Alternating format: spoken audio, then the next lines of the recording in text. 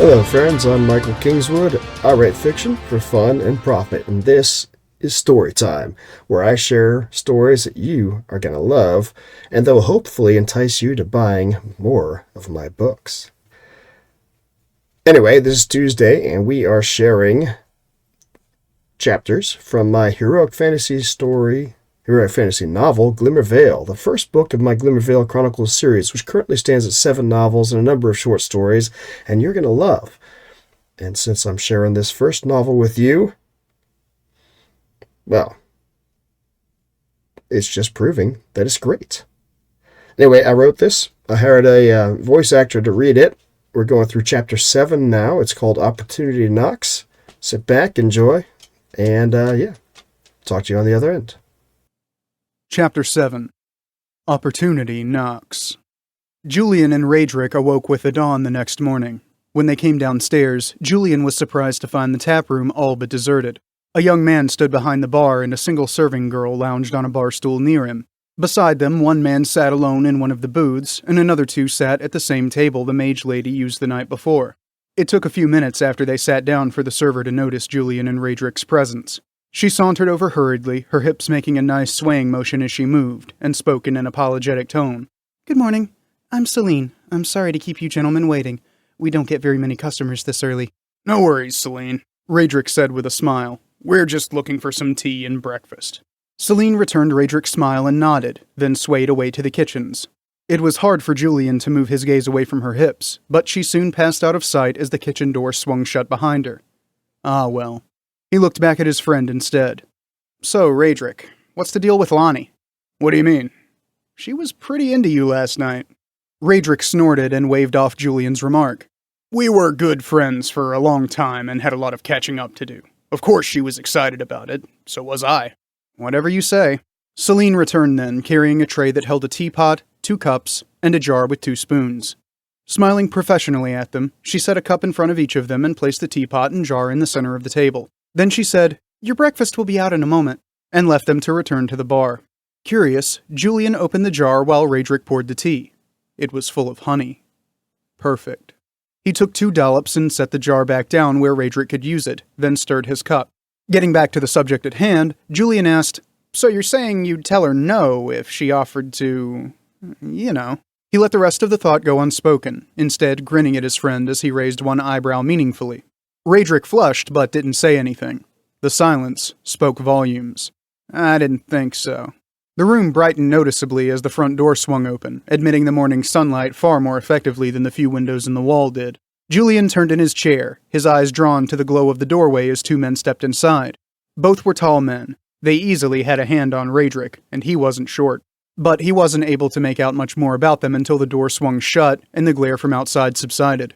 The man on the right was plump, with carefully trimmed hair that had gone gray at the temples. His clothing was plain, but the fabric was obviously of high quality, and he wore a golden pin of some sort over his left breast. The other man was more lean.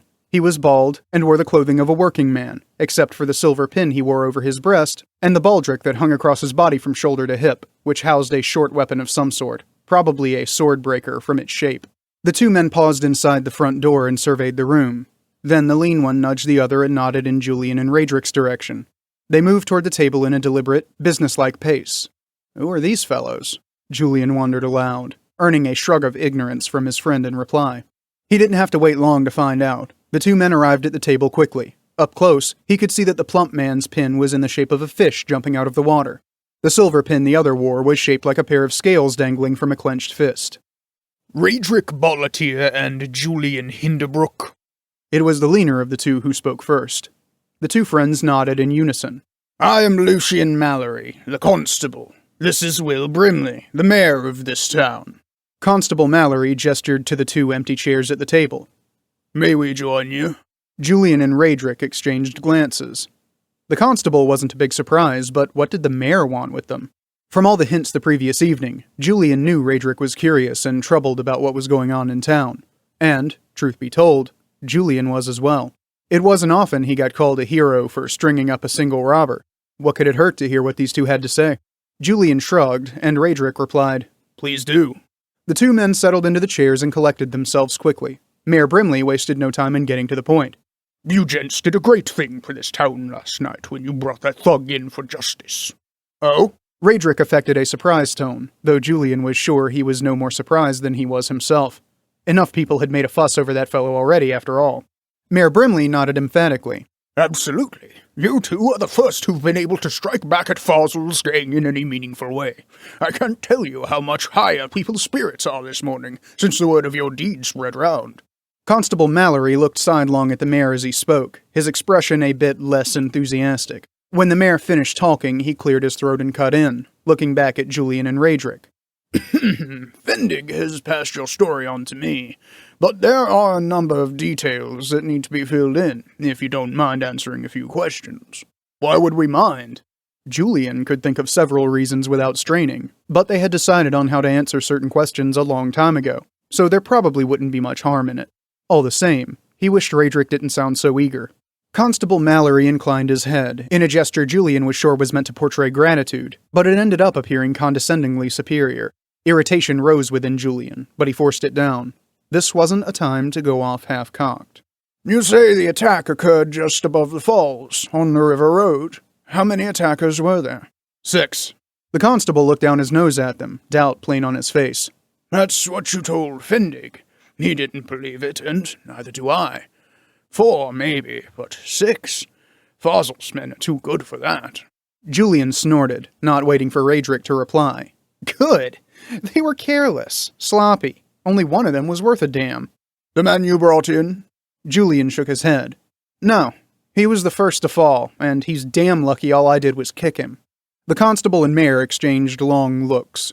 The mayor's eyes gleamed with an eager light, but Mallory held up a calming hand, silencing him before he could speak. What brings you boys into town? The constable asked as he looked back to Julian and Raedric. Not many folks come through this way anymore. Hell, almost no one does unless they're part of a merchant's caravan, and most of them take the southern routes now, too. It was time to come home from the army, and I didn't want to take the extra time to circle around to the south. Julian's heard me talk about Malterabor enough that he decided to come along since he was leaving at the same time.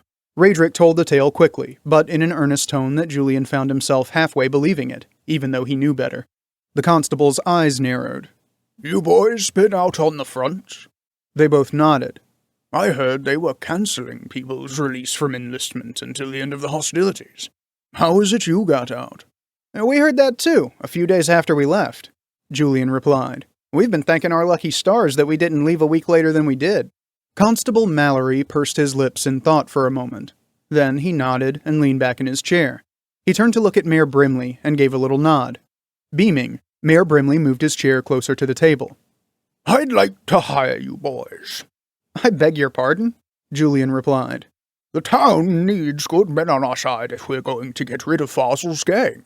You two seem like ideal candidates for the job. What do you say? Well, well. Our boys might have a job. Shocking, I know. Since I think I mentioned I wrote this story intending to make it sort of like Seven Samurai in a medieval fantasy setting, and, hey, town's accosted by brigands. They're doing their thing. Hey, they've already showed themselves to be heroes. Why shouldn't the mayor want to hire them? But will they take it? I guess you'll have to find out next week. Because that's when we're doing the next chapter. Next chapter, number 8, which chapter title is Employment. Anyway, if you can't wait that long, you can, of course, go buy the book. I encourage you to do that, along with all of my books, and I'm going to tell you how. All right, I know what you're thinking. You're thinking, hey, Kingswood, I love that story. How can I buy your books? Great question. Here's the answer. Best way to buy my books is to come over to my site, michaelkingswood.com/store. That will bring you to this place, which is my company's store where you can get books, merchandise, all kinds of great stuff that I've set up. And but you're wondering how it works. Well, here, let's check out Glimmer Chronicles, which is my heroic fantasy series that I've talked a lot about. If you haven't read it yet, you really should. It's a super fun series. Everything you would want. You should start with Glimmer, which is the first book. Come over here to Glimmer. It'll load up. Hey, look at that. You get the book description, links to other books in the series, great stuff, and you can pick the format you want.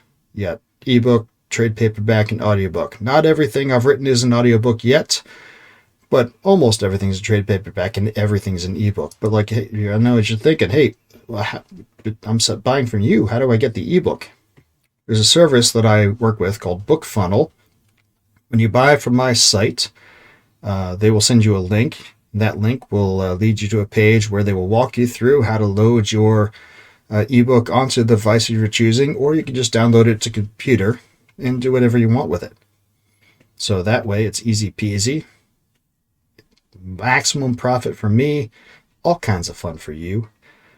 But I know a lot of you guys, you like your Kindles, you like your other things, and you want to go straight to the retailer, and that's fine. You can come over here to michaelkingswood.com/books2read, the number 2. And I have this handy dandy universal booklet aggregator page set up. You can scroll through, look at all my stories, all my books, and pick which one you want, and then go from there. Here's how it works. Let's do Glimmer Vale again. So Glimmer Vale, first book in the series, you click on it, you get this thing, you get the book description, you get all other books in the series, and you say, get it now. Okay, get it now. Look what happens. Every retailer where you can find it is here. You can pick the one that you like best and say, okay, cool. Well, let's say I wanted to buy it in, I don't know, let's just say Kobo, because why not? Click on it. And then it'll ask you, is this your favorite store? If so, you set it. So every time you come back, you don't have to choose. It'll just go take you to your favorite store. But let's just, you don't have to do that. Well, we're going on to Kobo. Hoo-yah. Hey, look at this. Here it is on the Kobo site. People like it. People have bought it. Good stuff. Links to other things of mine.